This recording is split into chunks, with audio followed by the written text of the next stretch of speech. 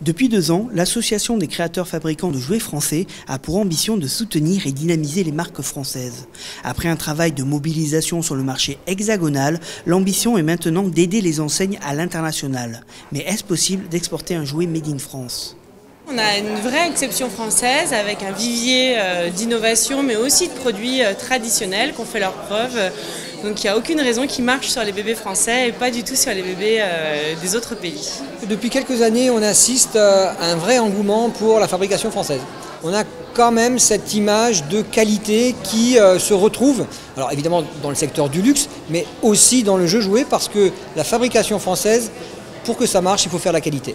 Produire de la qualité, c'est mieux, surtout si c'est fabriqué en France. Mais est-ce économiquement viable ?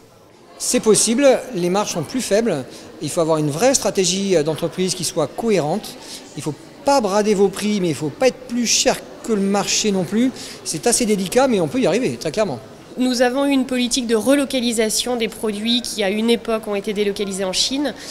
Et en même temps que nous avons relocalisé en France, nous avons aussi automatisé l'usine. C'est-à-dire qu'aujourd'hui, nous avons 9 presses d'injection qui sont toutes robotisées, ce qui permet à un opérateur de surveiller 3 presses, quand par le passé, c'était un opérateur égale une presse. Donc, gain de productivité. C'est donc possible de produire en France, tout en étant conscient qu'il va falloir ajuster ses méthodes pour être rentable. Le choix de créer français est donc lié à d'autres valeurs, d'autres avantages et à l'image des produits made in France à l'étranger. La France, c'est vrai que c'est la proximité, c'est l'adaptabilité, c'est le contrôle à l'instant T, ça a aussi plein d'avantages.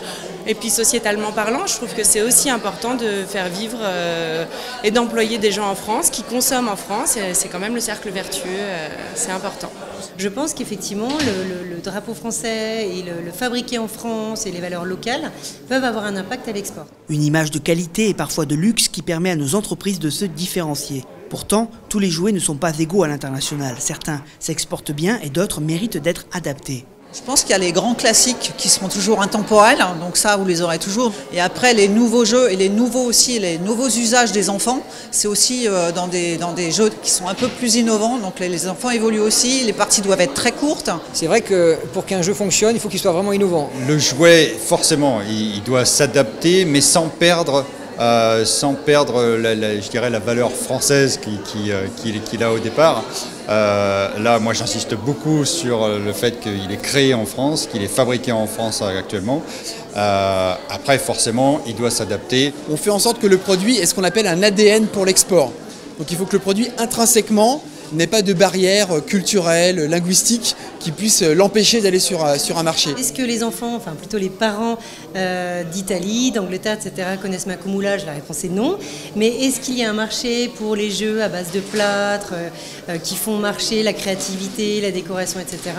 Ça, c'est une vraie question. Vouloir s'exporter est donc une étape à bien réfléchir et qui reste primordiale dans le développement de sa marque.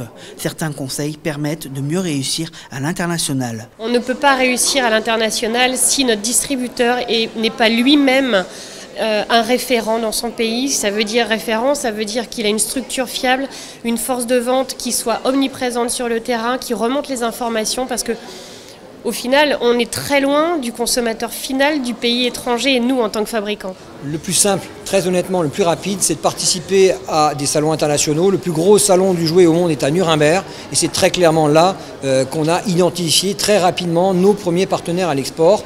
En France, on bénéficie tellement de l'histoire que les gens ne savent même plus parfois pourquoi est-ce qu'ils l'achètent. C'est juste un objet transgénérationnel. À l'export, on n'avait pas cette histoire à raconter, ou même si elle est à raconter, ça ne fait pas les preuves du produit. Donc il fallait expliquer, faire tester. Les mamans qui commentent, en fait, c'est le bouche à oreille moderne, c'est la digital mum. La maman est enceinte, elle regarde sur Internet le produit qui serait le meilleur pour son enfant. Il faut qu'elle tombe sur Sophie la girafe, ou au moins qu'elle en entende parler pour pouvoir juger par elle-même.